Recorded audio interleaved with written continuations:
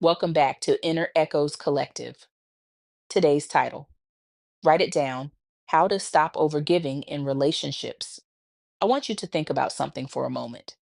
Not a relationship you've had, a feeling, the feeling of giving everything you have, your time, your patience, your energy, your heart, and still walking away from that relationship, feeling empty, not because you didn't give enough, but because somewhere along the way, you forgot to give any of it to yourself. Welcome back to Inner Echoes Collective. If you're new here, I'm glad you found this space today because what we're about to talk about is something most people spend years living through before they ever stop to understand it. Today, we're talking about overgiving, not the kind where you do too many favors, the kind that costs you your sense of self, the kind that leaves you exhausted, resentful, and wondering why love always feels like something you have to work so hard to keep. Section 1, what overgiving actually is. Let's start by being honest about what this really is, because overgiving gets mislabeled all the time. People call it being caring, being devoted, being a good partner, and on the surface, it can look exactly like that. But there's a line, and it's crossed the moment you're giving starts coming at the cost of yourself. Overgiving isn't loving deeply. Overgiving is when you say yes, when everything in you is saying no. It's when you swallow what you feel to protect how they feel. It's when you cancel your plans, abandon your needs, silence your instincts, and then tell yourself that's what love looks like. It sounds like, I'll let it go this time. I don't want to make it a big deal. They're going through a lot right now. And none of those things are wrong to say once. But when once becomes every time, you're not being loving. You're disappearing. And the cruelest part, you're doing it voluntarily because you were never taught the difference between giving from love and giving from fear. Section 2, the line that changes everything. I want to say something here that I need you to really sit with because this might be the most important thing in this entire video. You don't just give love, you prove it. Read that again. You were never taught to simply love someone and let that be enough. You were taught that love is demonstrated through sacrifice, through showing up even when you're running on empty, through being the one who tries harder, waits longer, forgives faster.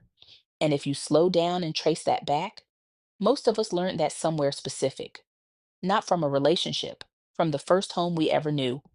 Maybe love in your house looked like overworking, or emotional distance that you had to bridge alone, or a parent who gave everything and got very little back and called that devotion. So you inherited the blueprint and then you brought it into every relationship after, not because you're broken, because it was the only map you had and you followed it faithfully, wondering why you always end up in the same place. Section 3, the four roots beneath the pattern. Overgiving doesn't come from weakness, it comes from conditioning. And if you want to stop the pattern, you have to understand what's actually driving it because it's never just one thing. The first root is the fear of losing the connection. You give more than you have because some quiet part of you believes that if you stop, they'll leave. So you overextend to keep the peace. You absorb what hurts to keep them close. And every time they stay after you've given too much, your nervous system files that away as proof. Give more. They'll stay. Pull back. They might leave. And so the cycle continues. The second root is that you feel valuable when you're needed. Somewhere along the way, you learned that your worth in a relationship is tied to your usefulness, to how much you do, how much you help, how available you are. So you overextend not just to love them, but to feel like enough, to feel chosen. And chosen feels good until you realize you're exhausted and still not sure if they'd stay if you stopped performing. The third root is that you never learned how to receive. You know how to give, you do it naturally, almost automatically, but Receiving feels uncomfortable. It feels like you owe something, like it gives someone power over you, or like you don't quite deserve it. So you stay in motion. Keep giving, because giving feels safer than being seen as someone who also has needs. The fourth root is that boundaries feel like abandonment. In your mind, setting a limit means risking the relationship. So instead of saying, "This doesn't work for me," you say nothing. You absorb it. You adapt. And every time you do, you quietly teach yourself that your needs are negotiable, that your comfort is secondary, that keeping them is worth losing yourself. So, for my note takers, here are 5 signs you're overgiving. Write them down. 1, you feel emotionally drained after giving. 2, you expect appreciation but rarely receive it. 3, you feel anxious when you don't give. 4, you feel responsible for how they feel. 5, you ignore your own needs to keep peace. So, how do you shift this pattern without becoming cold, distant, or someone you're not? Step 1, check your intention before you give. Ask yourself, am I giving from love or from fear? Step 2, learn to sit with discomfort. Not giving will feel uncomfortable at first. That doesn't mean it's wrong, it means it's new. Step 3, set small boundaries first. Start simple. Say, I need time to think about that. Don't respond immediately. Prioritize your schedule. Step 4, stop over explaining yourself. You don't need to justify your needs. Line hit. Healthy people don't require you to abandon yourself to keep them. Step 5, redefine what love looks like. Love is not exhaustion, anxiety, one sided effort. Love is mutual, safe, balanced. You don't have to earn love by exhausting yourself. Section 4, what it actually feels like from the inside. I don't want to give you a list of symptoms. I want to describe the feeling because you know it. It's the exhaustion that doesn't go away even after you rest, the kind that lives in your chest, not your body. It's the resentment that creeps in quietly at the person you love for something you never actually told them you needed. It's the anxiety that rises when you even think about not showing up for them, the guilt that follows you when you choose yourself even once. It's giving and giving and giving, and then lying awake at night wondering why you feel so alone inside a relationship. That feeling is not love wearing you out. That's you wearing yourself out, trying to earn something that should have been offered freely. Giving should feel like it fills you, not like it hollows you. Section 5, how this actually changes. So, how do you shift this? Not in theory, in real life, in the moment when your instinct is to give more than you have.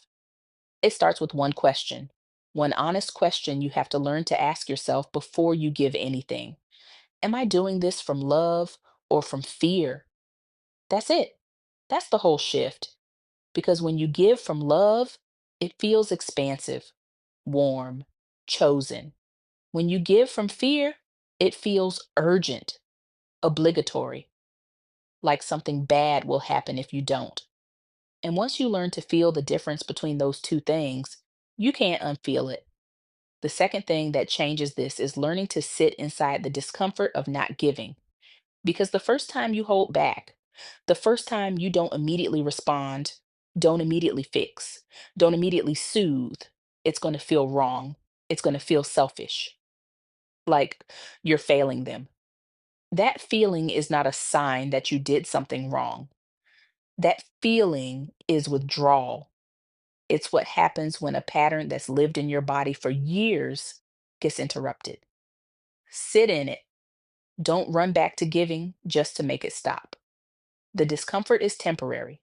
The freedom on the other side of it is not. And the last thing, the one that quietly holds all of this together.